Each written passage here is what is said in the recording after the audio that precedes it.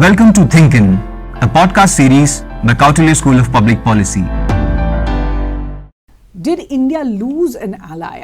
I think India's neighbors have to understand the idea that any of India's neighbors are anti-India is not just because you are reaching a large number of people doesn't mean what you are producing is journalism. If India is keen to express its strategic autonomy, that autonomy cannot be expressed by a revision of history but a reversion of history, a righting of a wrong that happened in the past. Except that in a country like India, a very drastic action often does not have lasting power. Hello and welcome to the brand new episode of Thinkin podcast. Me, Rishabh, and my co-anchor, Shuvabrata, are pleased to welcome Mrs. Suhasini Haider in our studio. Hello, ma'am. Mrs. Suhasini Haider is currently the diplomatic editor of Thehindu. Her career in broadcast journalism spans across 2 decades, covering conflicts, geopolitics, and international relations in general. So coming to the very first question, ma'am. So what particularly inspired you to take up journalism as a career? Well, thank you for having me on to ask questions about the long past, because this year I will mark 30 years in the profession. I think at the time it was a sudden decision. Because I was studying to work in the world of finance and was looking forward to getting my degree in that. When I had an opportunity an assignment to work on a film, a news documentary, and I was hooked from that, from the first day of shooting. And I realized that this was what I enjoyed doing, and I have to be honest, in 30 years I don't think I've regretted it even one day. So, ma'am, India currently ranks 161 in Global Press Freedom Index, which is getting declined year after year. So, what do you think is currently missing in Indian journalism? Well, I think to begin with, when you look at these indices, it's true, they are unfair, because you're comparing apples and oranges in every situation. No 2 countries have the same situation for the press. Some may say that, but in India people are allowed to criticize. But in the 50s and 60s, Uganda had this dictator called Idi Amin, and he said, of course you have freedom of speech, but I can't guarantee you freedom after speech. And that's one of the questions that you have to ask in India, that it's okay that people are able to be critical, but what happens to them after? In the last few years, and it's not just in India, I should be honest and say that this trend of populism around the world and democracies turning towards populism has a few common trends that we are seeing, not just in Asia but in Europe. There are countries in Europe that are transitioning from democracies to much more strict control countries. The fact is that in those countries there is always the need to otherize anyone who is slightly critical. Now it is the job of the media to be critical. This is the 4th estate is the 4th estate because they are to hold governments to account. So if that basic the reason to exist becomes the problem, then we are going to get into choppy waters. So what we're seeing in terms of the prosecution of journalists, or the kind of censorship where we see editors being changed, or we see owners being pressurized, and it's not one particular political party. I think anyone in power will use those powers if they're able to. The third part, I think, which is equally dangerous, is a sort of self-censorship, where journalists may not be under any pressure but still feel that it is better not to hold the government to account and instead to take the narrative. The last real threat to journalism has come from those who don't believe in the role of the press at all. Those who believe they can use social media to reach people directly, those who feel that they should not have to answer questions or address press conferences or be open to any kind of open criticism. And I think anyone who doesn't understand the value of a media in a healthy democracy is going to hurt that democracy in some way or another. Even if it is the most perfect democracy, egalitarian, pluralistic and representational, if it doesn't have a strong media, it will not be a healthy democracy. So I think there are threats from the kind of ideologies and trends we're seeing, not just in India but in other parts of the world. But they are worrying. Coming to the recent event, the G20 event, some regard it as a success while some regard it as a political extravaganza. In terms of India's presidency at G20, do you think were there any credible geopolitical outcomes from it? Absolutely. I think that India's G20 was able to pull off the unthinkable, which was to have a joint statement at a time when the world was so much more polarized than even it was a year ago. Because of course Indonesia had the same task.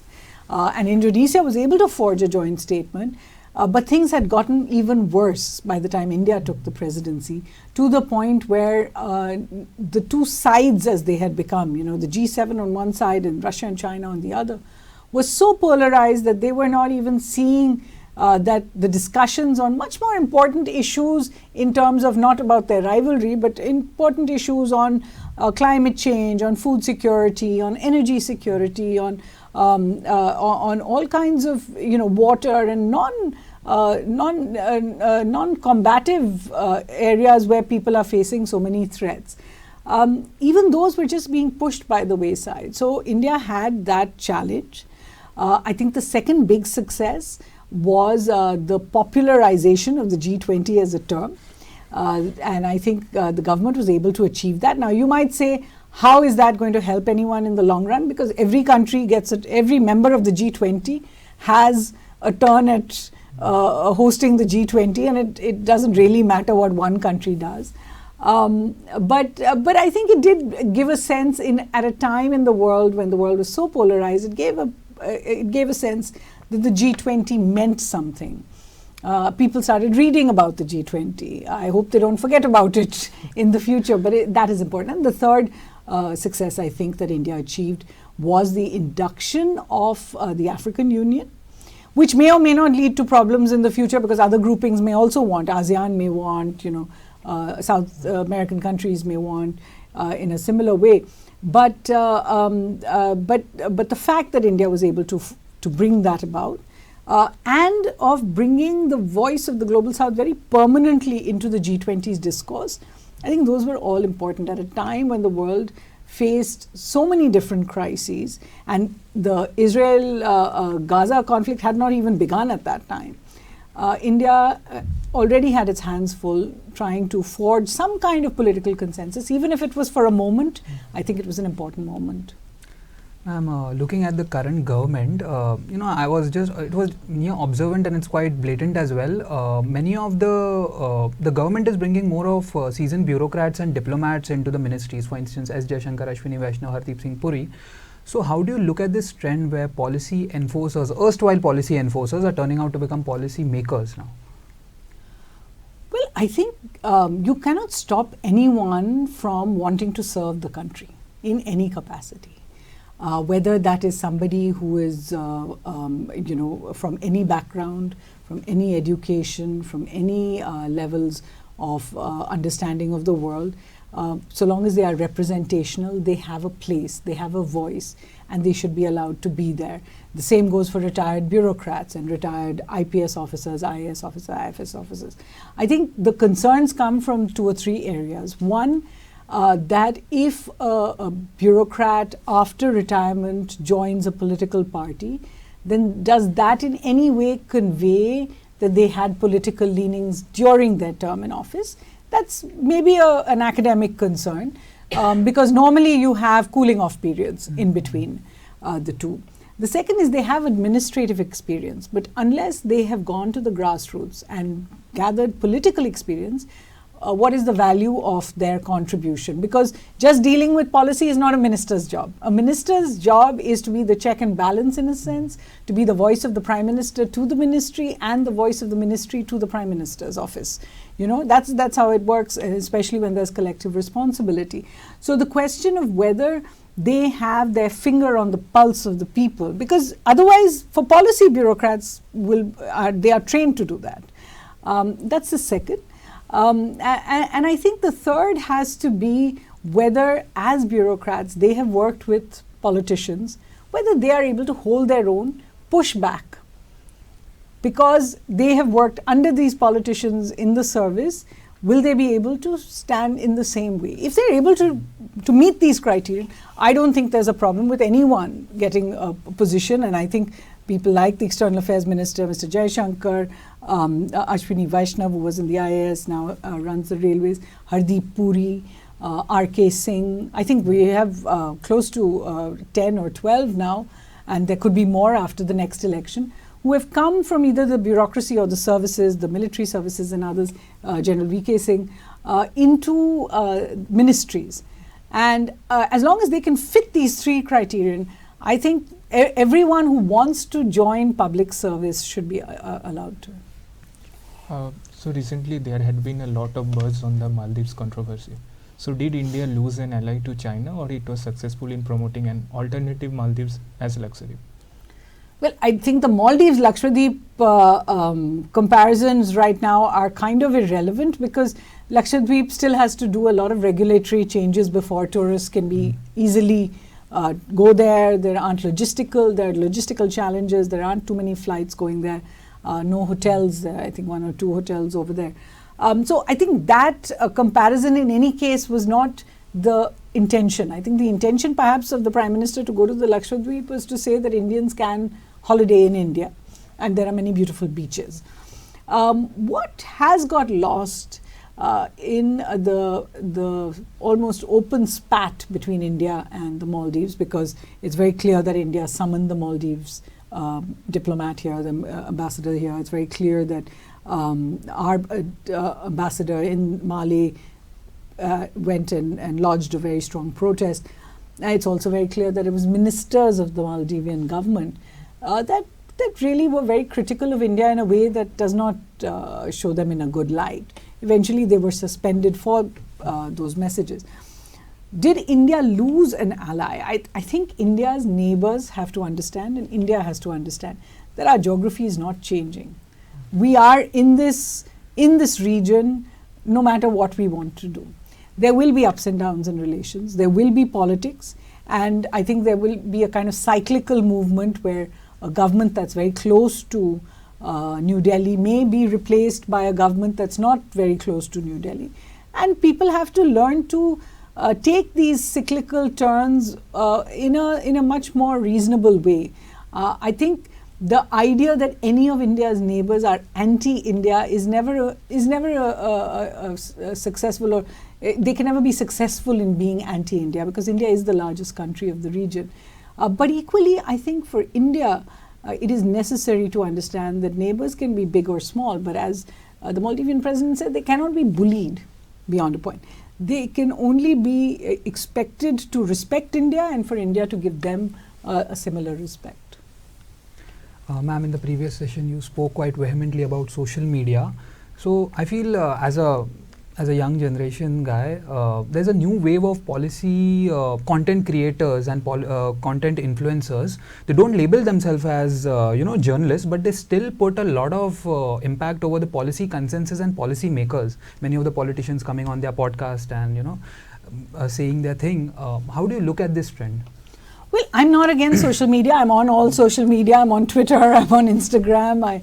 I regularly put out YouTube content as well. I think it's very important for these platforms to be seen for what they are.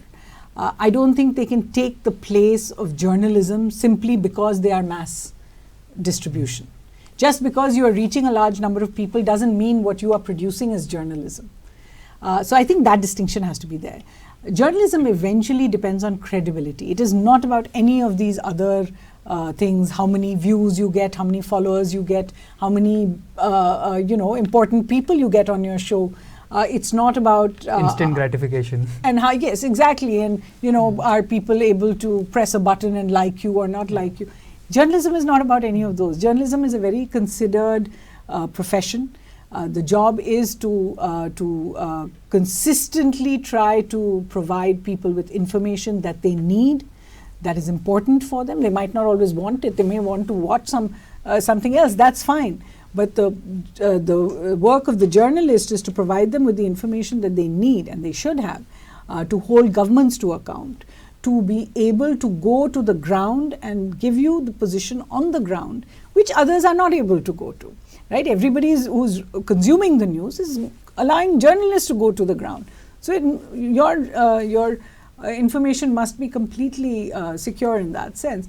That's what leads to credibility in journalism. That cannot be replaced just because you're able to tweet to 1 million people. That cannot be replaced. So my sense would be on social media is for people to understand the difference between what they see as a vehicle, essentially, to reach a large number of people, to engage with a large number of people, to understand the thinking of a lot of people.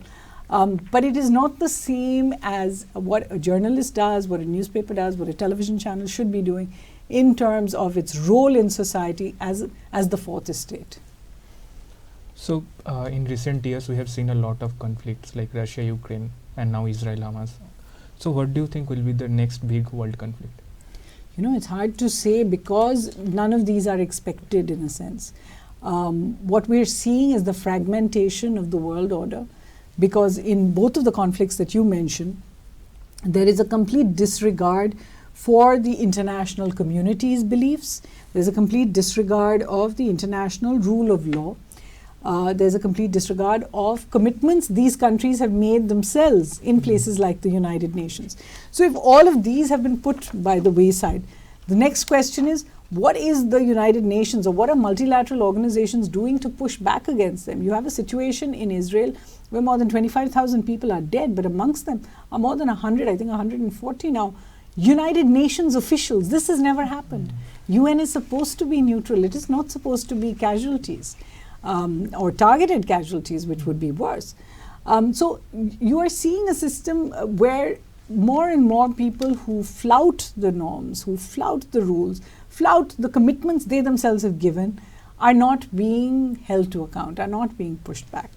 And I think that's a great danger, because that means that conflict can now come from anywhere. In the old days, we used to talk about non-state actors as the problem. Now states themselves are behaving in the way that non-state actors do in terms of not adhering to the international rule of law and international norms. So as I said, the threat could come from everywhere. It is more than urgent now to find some way of re-energizing, reforming, and re-emphasizing the need for something like the United Nations. Even if it is the UN itself that does not exist, there will always be something like the UN that must exist for the entire global community to feel that there are some rules to live by. Prime Minister Modi will complete almost a decade in power now, through a journalist and through as a foreign policy enthusiast. How do you assess his foreign policies throughout these years? Well, I think there are places where Prime Minister Modi's foreign policy has been very distinctive. I think the personal connect, the popularization of foreign policy, where people everywhere dealt, say, with the G20, or people everywhere are engaging with ideas of how should we treat our neighbors, how should we deal with the big powers, what should India be aspiring to. These are all things where, Prime Minister Modi's government, I think, has made a real attempt to reach foreign policy to people. There are other areas where I think there's been a lot of continuity. And even some areas, for example, we were discussing today the idea of the global south or non-alignment. These were ideas that were pushed aside for a while in this government and that they have gone back to. So there's now a continuity when it comes to India's non-alignment. There's a continuity when it comes to India's engagement with the global south. There's a continuity when India talks about neighborhood first. Because for a brief period it seemed as if India was only pitching to the global high table. Which is also a part of a certain kind of foreign policy. So I think there's been now a kind of continuity and a renewed continuity in some respects. I think where perhaps there is a need, and if the government does win another term, maybe an area to see. The first is, I think, to rationalize relations with the global powers. Because both in the case of the Russia-Ukraine conflict, for example, and in the case of the Israel-Gaza conflict, the Israel-Hamas conflict, what we have seen is India almost getting strapped by other extraneous circumstances and not being able to express itself. After all, 25 votes were held at the United Nations and other multilateral organizations on Russia's invasion of Ukraine.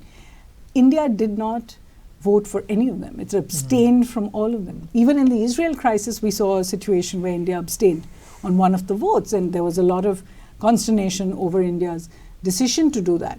And that begs the question of, if India is keen to express its strategic autonomy, that autonomy cannot be expressed by not having an opinion.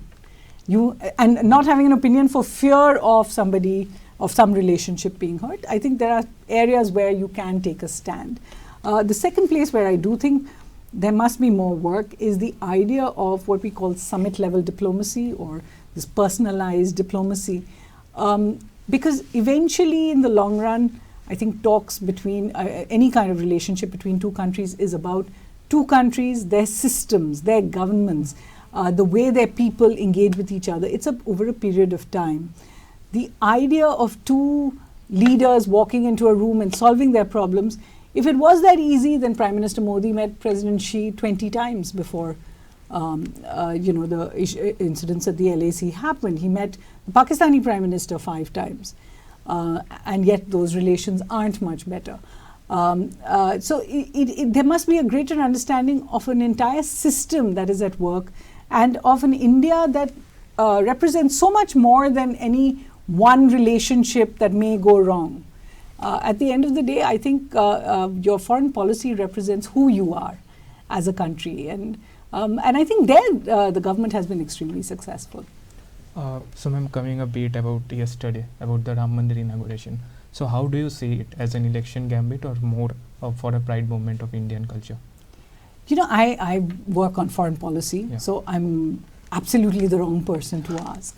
But I do believe that events like the Ram Mandir opening, the inauguration, because I think parts of the Mandir are still being built, have been accepted and welcomed across the country, which is important. I think it's important also to ensure that what the government has claimed it wants to do with this, because it is a contentious place. It is somewhere where we have seen violence in the past. And it is a place where, as you said, there is a hope that there will be a kind of, not a revision of history, but a reversion of history, a righting of a wrong that happened in the past. If everything the government says is true, then it must truly represent a kind of holistic, pluralistic approach to the rest of the country. At the end of the day, it is one temple in a country that prides itself on so many temples and so many religions and so many places of worship.